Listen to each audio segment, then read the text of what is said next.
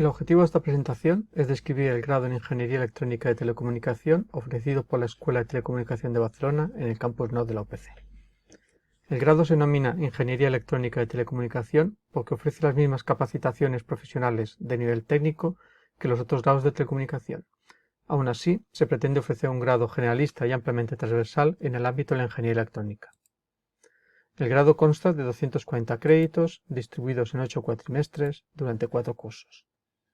Veremos ahora cómo se distribuyen los 240 créditos.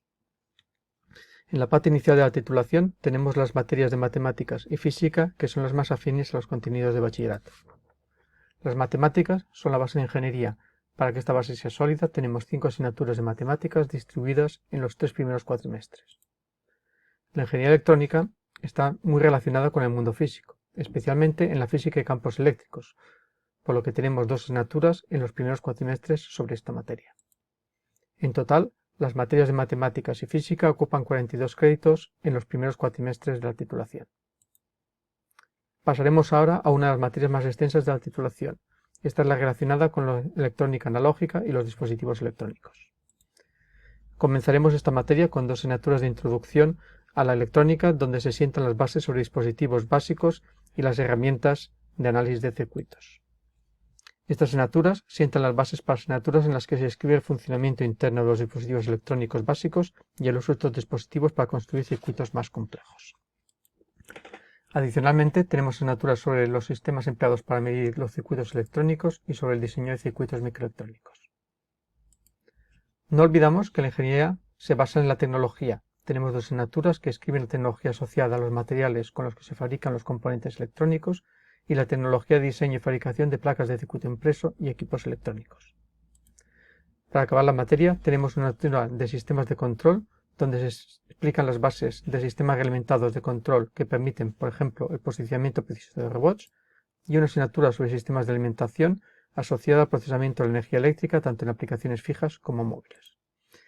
En total, esta materia consta de 60 créditos. Hoy en día, prácticamente todos los equipos electrónicos tienen un funcionamiento interno fundamentalmente digital. Es por ello que tenemos una materia sobre sistemas digitales. Tenemos 4 asignaturas sobre diseño de sistemas electrónicos digitales, 3 sobre diseños basados en hardware y una sobre diseños basados en software.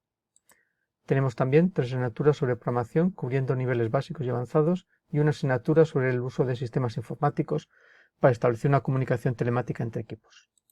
En total, los contenidos digitales ocupan 48 créditos de la titulación. A continuación tenemos las materias de electromagnetismo y procesado, que son las más relacionadas con los contenidos de telecomunicación del grado. En primer lugar, tenemos 3 asignaturas en las que se explica la propagación de ondas electromagnéticas mediante antenas y dentro de circuitos de alta frecuencia.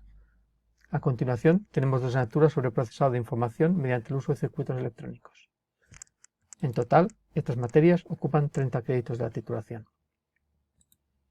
Las ingenierías son ciencias aplicadas, por lo que tenemos un conjunto de asignaturas orientadas al desarrollo de proyectos. Tenemos una primera asignatura donde se describe el entorno empresarial y las técnicas de gestión de proyectos. Tenemos a continuación 2 asignaturas en las que se desarrolla un proyecto colaborativo interdisciplinar entre varios estudiantes.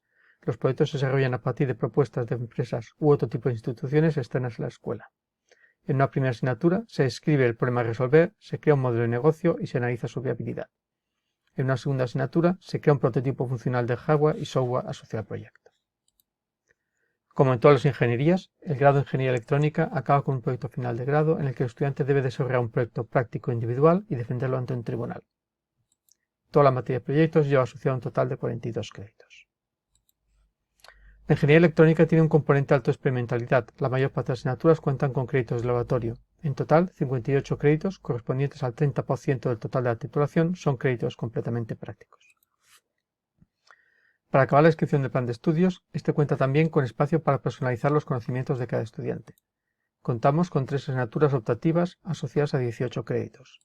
Estos créditos se pueden cursar en asignaturas optativas y seminarios sobre los distintos temas de electrónica o de tipo transversal. Pero también puede cursarse estos créditos en prácticas curriculares desarrolladas en empresas de nuestro entorno próximo o del ámbito internacional. Con esto acaba la descripción del plan de estudios de la titulación en Ingeniería Electrónica de Telecomunicación.